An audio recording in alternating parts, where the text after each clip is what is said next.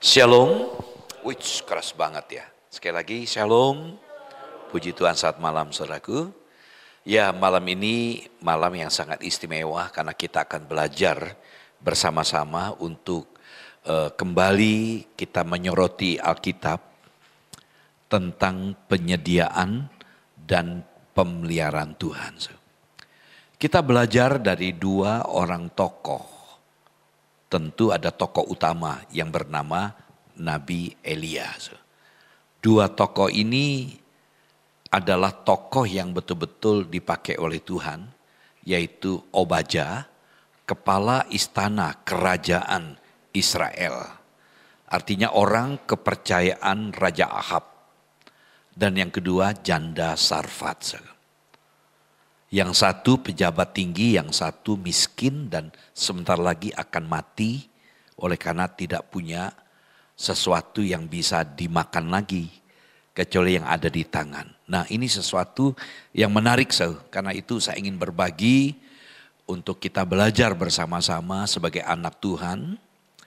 Kita sadar ke depan ini bukan semakin gampang, begitu banyak kesulitan kita hadapi. Namun di balik kesulitan pun kita harus diyakinkan kembali juga Tuhan selalu punya cara. Nyanyian tadi Bapak setia. Nah saudaraku yang saya kasih dalam Tuhan Yesus Kristus. Sebagai latar belakang untuk melihat apa yang saya bagikan untuk kita renungkan bersama-sama. Di mana kita melihat Ahab sebagai raja. Dia tidak memimpin kerajaan dengan sikap takut akan Tuhan. Ya. Bahkan istrinya lebih berkuasa dari dirinya menjadi raja. Istrinya lebih jahat. Saudaraku, dan seorang hamba Tuhan yang bernama Elia sebagai nabi mengingatkan betapa pentingnya pertobatan, betapa pentingnya menjauhkan diri dari hal-hal yang bisa menyakiti hati Tuhan, yaitu penyembahan berhala. Dan Elia dipakai Tuhan untuk menegur. Elia seorang nabi yang luar biasa. Dia tidak takut dengan raja yang sedang berkuasa. Dan melihat hal itu, Elia dengan begitu tegas berkata bahwa Tuhan tidak akan memberikan hujan. Kalau kita melihat data dalam Yakobus pasal 5 ayat 17, 18 bisa kita lihat di situ, di mana Elia minta hujan tidak turun selama 3,5 tahun atau 3 tahun 6 bulan. Nah saudaraku, otomatis tidak ada hujan maka terjadilah paceklik, termasuk krisis ekonomi. Ditambah dengan situasi padang gurun pada waktu itu kan. Sampai sekarang pun padang gurun ya. Nah saudaraku yang saya kasih. Dalam 1 Raja-Raja pasal 17 ayat 7 dikatakan di situ. Sebab hujan tiada turun di negeri itu. Dan yang luar biasa Tuhan memberikan perintah kepada Elia untuk pergi. Dan Tuhan berjanji pada Elia di sungai Kerit tempat persembunyiannya, ya di mana dia pergi untuk mengasingkan diri, dan Tuhan pelihara Elia, ya dengan apa cara mengirim burung gagak, mengirim makanan untuk dimakan oleh Elia. Ini kan sesuatu yang nggak masuk di akal ya, burung gagak itu, saudara kalau saudara bisa bayangkan ya, identik dengan tanda-tanda yang bersifat negatif kan. Burung gagak justru memelihara Elia karena Tuhan yang mengatur semuanya itu. Setelah di sungai Kerit itu, jadi setelah bersembunyi di sungai Kerit itu di daerah Pasailis, itu di barat Jordan. Diperintah Tuhan untuk pergi ke Sarfat. Nah kita bisa melihat dari sisi Elia dalam kondisi seperti itu. Ya, Elia disuruh pergi ke tempat lain namanya Sarfat. Sarfat merupakan tempat yang sangat panas dan kering di daerah Venesia sekarang ini Libanon. Saya nggak bisa membayangkan ya dari Israel terus ke arah Jordan lalu ke Libanon. So. Ini perjalanan yang tidak mudah bagi Elia. So. Tapi yang menarik dari Elia nurut. So. Nah ini yang seringkali kekurangan kita. Ketika Tuhan perintahkan kita melakukan sesuatu yang gak masuk di akal. Rasanya sulit untuk ditaati. Jujur aja. Bagi kita ini rata-rata latar belakang pendidikan. S1 misalnya. Ya, kita disuruh untuk bicara yang sesuatu yang unlogical, yang tidak masuk di akal. Tidak bisa kita terima. So. Ya kan? Tetapi Elia menerima, dia berangkat. Nah, karena itu kita akan coba belajar dari satu raja-raja pasal 17, lalu pasal 18. Dari janda Sarfat dan Obadya, tentu juga dengan Elia. Jadi ketika kita membaca kisah mereka ini, kisah ini memberikan kepada kita. Mengapa saya mengambil tema penyediaan dan pemeliharaan Tuhan. Yang memberikan pada kita wawasan yang mendalam. Tentang apa? Tentang bagaimana Tuhan itu bekerja memberkati umatnya di tengah-tengah kesulitan. Jadi malam ini kita akan belajar bagaimana kita bisa melihat Tuhan bekerja di tengah-tengah kesulitan. Ya mungkin malam ini kita datang dengan penuh segala macam masalah keluhan kita. Namun Tuhan tidak pernah berhenti bekerja. Nah ini hal yang menarik yang coba kita pikirkan bersama-sama.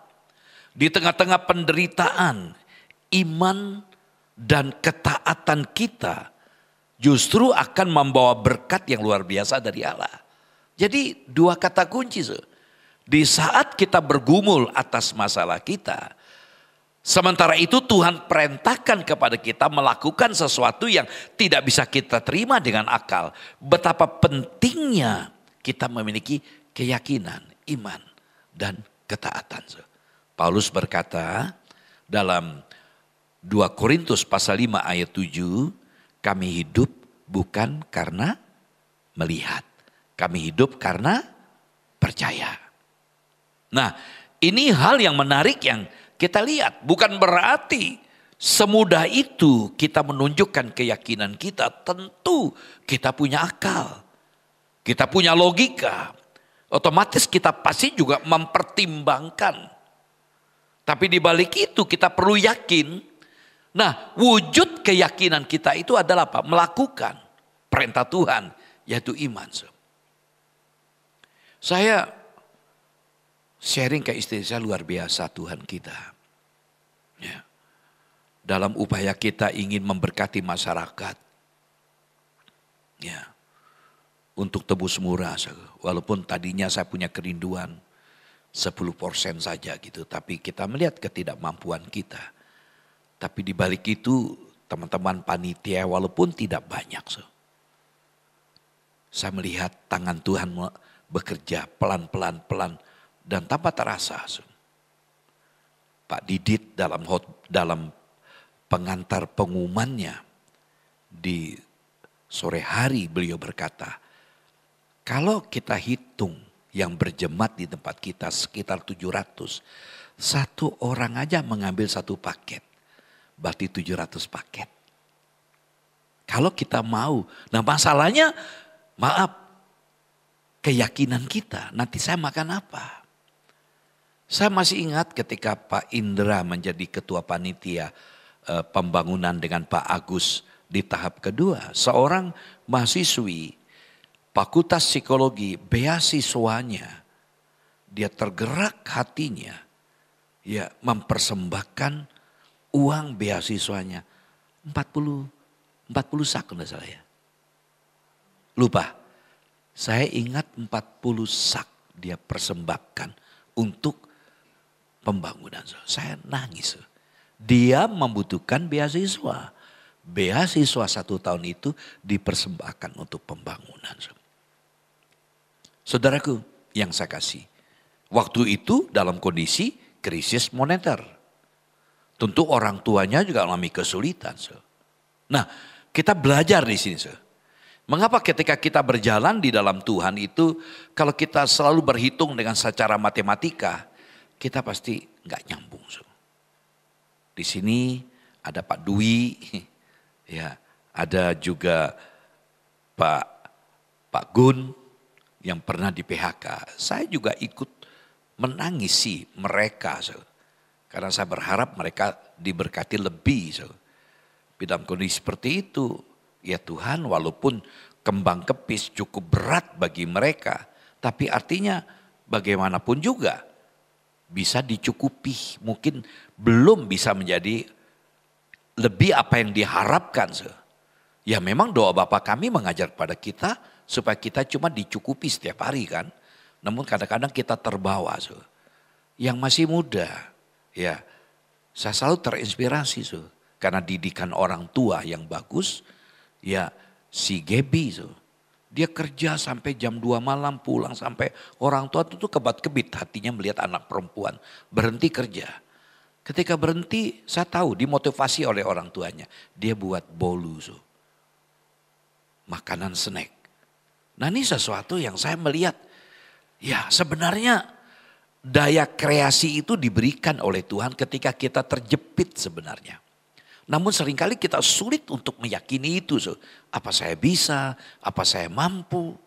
Nah saudaraku yang saya kasih, hanya 2 hal saya ingin berikan. Saya tidak panjang lebar, saya memang ingin menyampaikan sebuah khotbah yang meneguhkan ketika kita pulang dengan sebuah sikap, keyakinan dan ketaatan kita.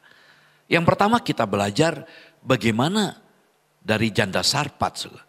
Dia memberi dari kekurangan. Ketika kita bicara memberi dari kelebihan, kita akan memberikan dengan lega.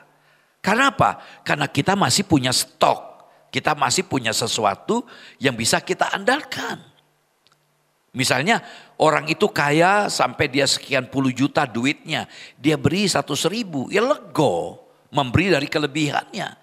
Tapi bagaimana ketika kita memberi dari kekurangan? Nah kita belajar dari janda Sarpat. Saya bacakan 1 Raja-Raja 17 ayat 12.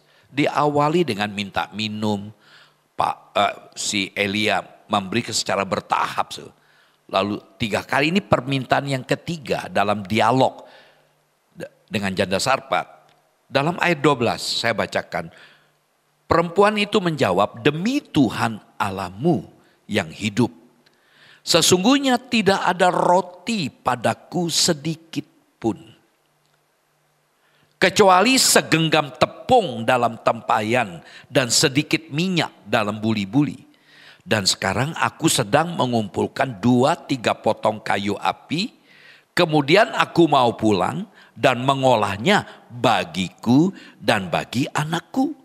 Dan setelah kami memakannya, kami akan mati. Ini bukan ungkapan emosional, memang itulah keadaannya. Yang sekarang ada, materi yang ada itu hanya untuk dimakan sekali dia dengan anaknya. Sekarang Elia minta, saudara mungkin berkata, kok Elia kok nggak tahu diri sih? Ya kan? Elia minta karena Tuhan suruh pergi ke janda Sarpat. Saudara bisa bayangkan loh, disuruh Tuhan minta kepada orang yang gak mampu. Mungkin saya pun gak berani. Dan sampai hari ini pun saya tidak mau berkunjung rumah jemaat, bantu saya dong. Saya yakin jemaat kita ngeserap yang sudah berkeluarga pasti berikan. Tapi saya gak mau juga. Ya, karena memang saya tidak disuruh Tuhan. Ya saudaraku, nah menarik sini, dia bilang apa? Tidak ada roti padaku, memang tidak ada. Cuma ada segenggam tepung dalam tempat sedikit minyak dalam buli-buli. Setelah aku makan adonanku itu, aku dan anakku akan mati. Artinya apa? Aku tidak bisa makan apa-apa. Nah sekarang lanjut dalam ayat 13 dan 14. 1 Raja-Raja 17 ayat 13. Tetapi Elia berkata kepadanya, kok gak tahu malu ya? Sudah nggak punya, Elia ngomong lagi, memaksa. Kalau lihat dari kacamata budaya Jawa, sudah bilang ada kesulitan, kok malah minta lagi.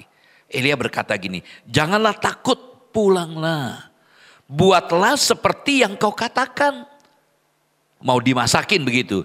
Tetapi buatlah lebih dahulu bagiku sepotong roti bundar kecil daripadanya dan bawalah kepadaku. Saya merasa mungkin kok ego banget ya. Hanya untuk dimakan bagi janda Sarfat dengan anaknya. Sekarang minta buat untuk aku. Artinya jatahmu kasih ke aku. Bayangkan. Ini bicara tentang keyakinan dan ketaatan. Saudaraku yang kasih. Lalu kemudian barulah kau buat bagimu dan bagi anakmu. Artinya dahulukan aku dulu. Ada menarik sini. Sebab beginilah firman. Nah ini dasarnya Zaku. Elia bukan orang yang rakus. Memanfaatkan orang. Karena Tuhan yang suruh dia pergi ke janda Sarfat. Karena itu dia mulai menyampaikan apa yang Tuhan sampaikan kepada dia. Sebab beginilah firman Tuhan Allah Israel. Tepung dalam tempayan itu tidak akan habis. Dan minyak dalam buli-buli itu pun tidak akan berkurang. Sampai pada waktu Tuhan memberi hujan ke atas muka bumi. Artinya apa? Tuhan pelihara janda Sarfat yang dalam kondisi sekarat selama 3 tahun. Berapa bulan? 6 bulan. Benar ya Tuhan berkata jangan kamu khawatir. Matius pasal 6 ayat 33 mengatakan carilah dahulu kerajaan Allah dan kebenarannya. Maka semuanya akan ditambahkan kepadamu. Begitu banyak ayat-ayat yang mengatakan ya kalau kita menabur maka kita akan menerima. Ya, tetapi karena tema kita penyediaan dan pemeliharaan ini kita belajar di sini. Saudaraku yang saya kasih, kita lanjut melihat. Jadi ketika dalam kondisi kekurangan, Elia minta kepada janda Sarfat. Ini pasti membuat dia gelisah. Seandainya kita diperhadapkan dengan seperti ini, pasti membuat kita juga gelisah, khawatir. Karena banyak hal yang menjadi tanggung jawab kita yang akan kita korbankan. Tuhan minta, ya, serahkan 10 paket untuk tebus murah. Ya. Bagaimana nanti uang makanku gini? Aku senang makan gini-gini. Pasti ada pertimbangan ya. Kita belajar dari kisah janda di Sarfat. Yang memberi makan Elia dari persediaannya yang terakhir. Dia memiliki sedikit tepung dan minyak. Ini makanan terakhir. Dia berikan. Mari sebuah tantangan bagi kita dalam sikap memberi. Mengapa? Jujur aja dalam hati saya sebenarnya kepingin ibadah 1, 2, 3 pakai kantong kolekte aja deh. Gereja-gereja besar aja pakai kantong kolekte ngedarkan. Gereja besar aja nyodorkan kantong. Tapi hati kecil saya paling dalam. Dulu niat saya sebaiknya pakai peti. Artinya enggak usah pakai kantong. Yang enggak memberi terserah dia. Tapi kalau ingin diberkati, belajar melatih diri memberi. Meskipun tidak disodor-sodor. Kan kadang kita sungkan ya. Wah nanti disodor lagi. Kau enggak ngasih enggak enak. Lalu kita pura tidur merem mungkin. Tetap enggak enak. Tapi dengan peti kita dilatih. Mari kita belajar dari hal ini. Jadi kita lanjut. Jadi belajar dari janda Sarfat ini apa dapat kita pelajari? Allah selalu menyediakan sumber daya yang kita butuhkan untuk bertahan hidup. Jadi kalau saudara kepepet, kejepit, don't worry, God is good. Amin. Jangan khawatir. Gak usah kita berharap minta-minta dari orang, berdoa betul-betul. Waktu saya kuliah, teman-teman saya jadi hamba Tuhan. Saya kuliah di Yogyakarta. Kerap kali duit gak ada. Saya cuma doa. Saya nangis dengan Tuhan. Teman-teman, Mas, yuk berangkat yuk. Yuk berangkat sama-sama. Tak menggok sih ke warung, ayo warung. Nah, libur. Liburnya itu libur yang kepaksa gak ada duit. Terpaksa gak makan. Makan sekali malamnya. Itu saya lakukan. Terkadang kaget. Buka Alkitab ada duit. Aneh. Kita tidak minta-minta. Itulah pengalaman-pengalaman yang saya rasakan.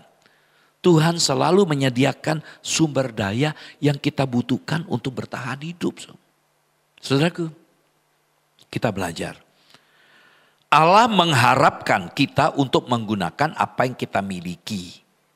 Tuhan ingin memakai kita dengan apa yang kita miliki, tentu dengan wise, hikmat, bijaksana, dan adil. Ya, tentu kita harus bijaksana juga. Tapi kalau ada dorongan hati, jangan sampai maaf ya, kayak ada yang mengaku dirinya nabi dari Amerika, datang kerja besar di Semarang. Dulu trennya dulu tuh, Tuhan sedang berbicara, ada 12 orang yang akan ngasih 100 juta. Betul 12 orang langsung maju.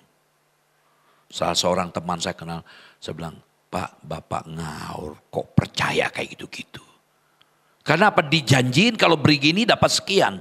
Enggak ada sistem di Alkitab seperti itu. Jadi kita memberi supaya kita dapat. Enggak, tapi Tuhan berkata kalau kita betul dengan hati memberi, Tuhan tahu membalas. Tapi jangan memancing Tuhan dengan memberi juga. Itu enggak benar. Mari kita belajar ya. Tidak ada seorang pun yang terlalu miskin atau lemah untuk melakukan perbuatan baik. Jangan menggunakan alasan, aku enggak punya apa-apa. Bisa jadi saudara punya talenta, saudara punya kemampuan yang lain bisa digunakan. Dan kemampuan itu juga bisa mendatangkan uang. Ya, ketika saudara ingin mendedikasikan apa yang bisa saya berikan untuk gereja, untuk pelayanan, berikan. Dan orang lihat kok wajahnya kok pucat, kamu kenapa? Misalnya ya, didesak terus ngaku, saya nggak makan, nggak punya uang. Karena sudah kedekatan kan, bisa jadi dengan cara gituan pelihara. Ada banyak cara-cara, nggak perlu bikin formula ya, tidak ada itu ya. Cuma ini contoh aja. Tuhan selalu punya cara. Karena itu ketika kita merasa saya lemah, saya miskin, saya tidak punya apa-apa. Tapi ketika Tuhan suruh saudara melakukan sesuatu, pasti Tuhan punya cara untuk mencukupi semuanya. Ya, puji Tuhan. Nah, yang kedua, ini menarik. Ini kepala istana. Bertindak meski ada resiko. 1 Raja-Raja 18 ayat 3 sampai 4. 1 Raja-Raja pasal 18 ayat 3 sampai 4. Sebab itu Ahab telah memanggil Obadya yang menjadi kepala istana. Obadya itu seorang yang sungguh-sungguh takut akan Tuhan. Karena pada waktu Isabel melenyapkan nabi-nabi Tuhan, Obadya mengambil 100 orang nabi lalu menyembunyikan mereka 50 sekelompok dalam gua dan mengurus makanan dan minuman mereka. Jadi Obadya adalah orang kepercayaan dari Raja Ahab.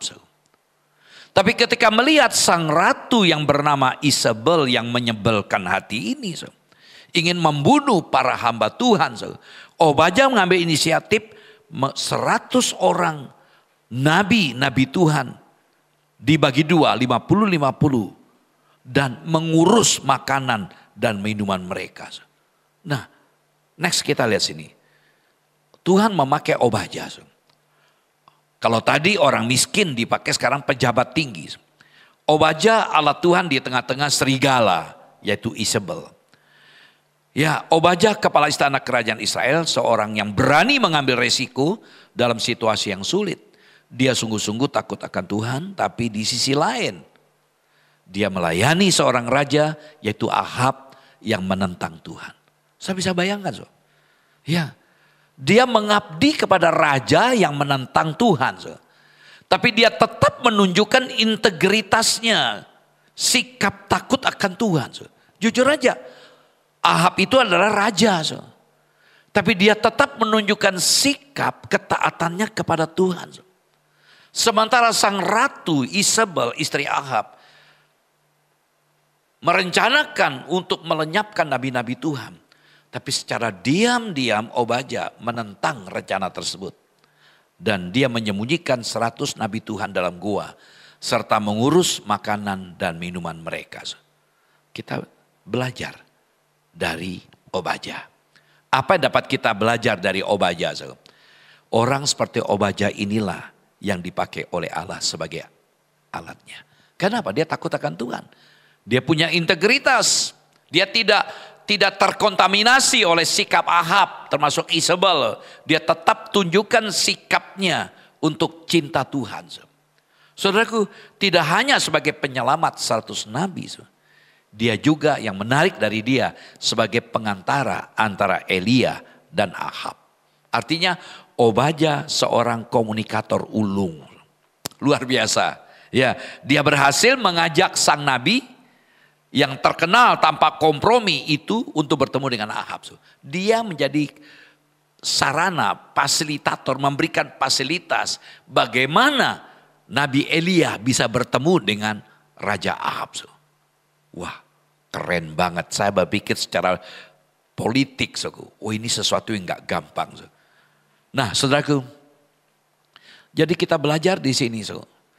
Maksud Tuhan mempersulit kita. Kita lihat untuk sisi Ahab. Ini aplikasinya ya, untuk sisi Ahab. Maksud Tuhan mempersulit ketika tidak ada hujan 3 tahun 6 bulan. Sebenarnya itu ada sesuatu yang baik bagi Ahab, bagi Isabel, dan juga nabi-nabi Baalnya sebenarnya begitu. Saudaraku, yaitu apa? Jadi ketika berdosa itu adalah kesempatan untuk menuntun kita kembali kepadanya, kembali kepada berkat-berkatnya. Terkadang ya saya tidak mendefinisi ya kalau ada orang punya masalah itu berarti dosa, belum tentu. Tapi bisa jadi orang itu menderita oleh karena dosanya. Bisa jadi. Atau karena setan tidak suka. Namun semua itu diizinkan Tuhan. Tapi ada orang yang sungguh-sungguh ikut Tuhan juga bisa menderita. Karena itu jangan kita menghakimi. Namun apa yang kita pelajari ketika kita hidup bersalah lalu kita diperhadapkan dengan sesuatu yang sulit. Itulah kesempatan untuk kita kembali kepada dia. Sayang Ahab, Isabel tidak nurut. Bahkan kita lihat kemudian Ahab mati dengan cara tidak benar. Nah saudaraku, yang kedua seperti Elia dan janda Sarfat. Kita bisa menggantungkan hidup kita kepada Tuhan. Karena Allah lah penguasa roti dan hati kita. Amin. Dia penguasa. Ya, kesimpulannya memang dibutuhkan latihan.